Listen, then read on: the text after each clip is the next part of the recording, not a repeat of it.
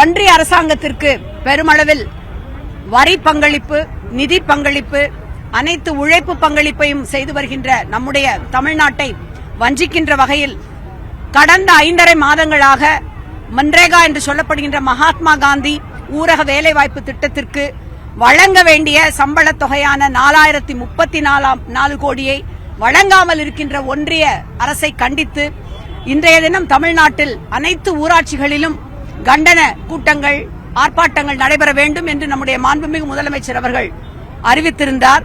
அவருடைய கட்டளையை ஏற்று இன்றைய தினம் தமிழ்நாடெங்கும் இந்த 100 நாள் வேலை திட்டத்தில் பங்கு பெறுகின்ற உழைக்கின்ற பெண்களோடு இணைந்து நம்முடைய கழகத்தினர் மிகப்பெரிய கண்டன ஆர்ப்பாட்டத்தை நடத்துகின்றனர். அந்த வகையிலே இன்றைக்கு சோழிங்கநல்லூர் தொகுதியை சார்ந்த மேடவாக்கத்திலே இந்த ஊராட்சி ஒன்றியத்தை சார்ந்த நம்முடைய ஒன்றிய செயலாளர் வெங்கடேசன் அவருடைய ஏற்பாட்டில் எங்களை அன்போடு வழிநடத்துகின்ற மாவட்ட செயலாளர் அண்ணன் மாசு அவருடைய தலைமையில் சோழிங்கநல்லூர் சட்டமன்ற உறுப்பினர் அரவிந்த ரமேஷ் உள்ளிட்ட அனைத்து நிர்வாகிகளும் கலந்து கொள்கின்ற இந்த கூட்டம் இன்றைக்கு தலைவருடைய கட்டளைப்படி மிக மிக சிறப்பாக நடைபெற்றது.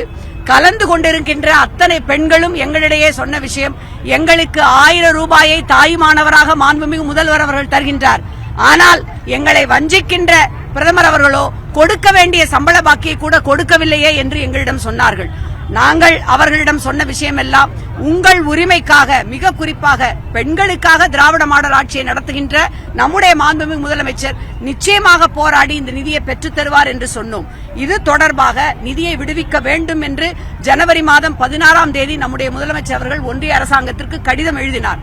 அதனைத் தொடர்ந்து நம்முடைய நிதியமைச்சர் மாண்புமிகு தென்னம் தென்னரசு அவர்களை நேரடியாக சென்று நிதியமைச்சர் அம்மையார் நிர்மலா சீதாராமன் அவர்களை சந்தித்து கோரிக்கையை வைக்க சொன்னார். இத்தனைக்கு பிறகு மக்களவையிலும் மாநிலங்களவையிலும் நம்முடைய திராவிட முன்னேற்ற கழகத்தை சார்ந்த அத்தனை பாராளுமன்ற உறுப்பினர்களும் இது குறித்து பேசி குரல் எழுப்பினோம். இந்த நேற்றைய தினம் கூட இது குறித்து நம்முடைய கலாநிதி வீராசாமி, கதிர் ஆனந்த் உள்ளிட்ட இந்த நிறைய உறுப்பினர்கள், குறிப்பாக மன்ரேகா குறித்து 6-7 உறுப்பினர்களுக்கு மேல் எங்கள் கருத்துக்களை பதிவு செய்தோம். ஆனால் செவிடன் காதில் ஊதிய சங்கு என்று அந்த பழமொழியை நாம் இப்பொழுது சொல்வது வழக்கம் அல்ல. ஏனென்றால் மாற்றுத்திறனாளிகள் என்கின்ற அந்த வழக்கத்துக்கு வந்துவிட்டதால் அதை நாம் தவிர்க்கின்றோம்.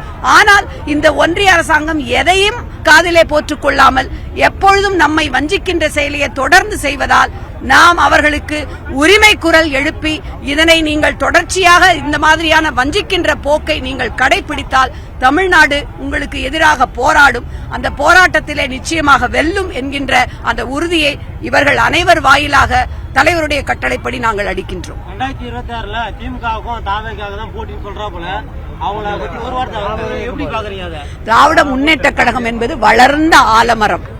எது குறித்தும், யாருடைய சவால்கள் குறித்தும் அது அஞ்சாது. யாருடைய சவால்களுக்கும் அது அஞ்சாது.